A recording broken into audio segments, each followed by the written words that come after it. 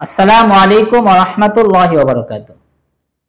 দূরের এবং কাছের যে যেখান থেকে আজকে আমাদের এই ইসলামিক প্রশ্ন উত্তর অনুষ্ঠান দেখছেন, সকলকে জানাই আমাদের এই মিডিয়ার পক্ষ থেকে লাল গোলাপের শুভেচ্ছা।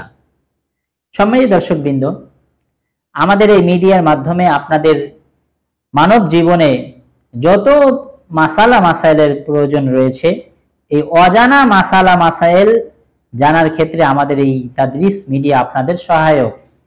এই জন্য আমাদের এই চ্যানেলটি সাবস্ক্রাইব করে আমাদের ভিডিওটি শেয়ার করে দিন। আপনাদের এই সাবস্ক্রাইব এবং ভিডিও শেয়ার এবং কমেন্ট করা আমাদের বিভিন্ন অনুষ্ঠান বানাতে আমাদের আরো বেশি উৎসাহ প্রদান করবেন। আজকে এক ভাই আমাদের প্রশ্ন করেছেন যে প্রাণীর ছবি বিশিষ্ট কাপড় পরে নামাজ পড়লে নামাজের কোনো ক্ষতি হবে কি? খুবই গুরুত্বপূর্ণ একটি প্রশ্ন করেছেন।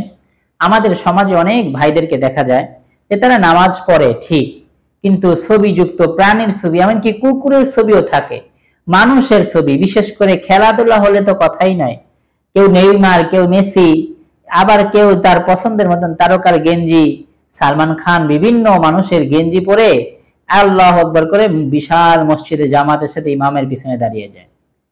ভাই, এভাবে যদি নামাজ পড়েন, নামাজ হবে না কথা না, এবং এভাবে নামাজ পড়লে নামাজ মাকরুহ হয়। ত্রুটিযুক্ত কাপড় পরা, এটা ত্রুটিযুক্ত নামাজ হয়, এটা নামাজ পরিপূর্ণ সুন্দর হয় না। এই জন্য যারা নামাজ আদায় করব, চেষ্টা করব পরিপূর্ণ সুন্নত অনুযায়ী। আপনার নামাজ যদি হয়েও থাকে কিন্তু ত্রুটির সাথে নামাজ হবে।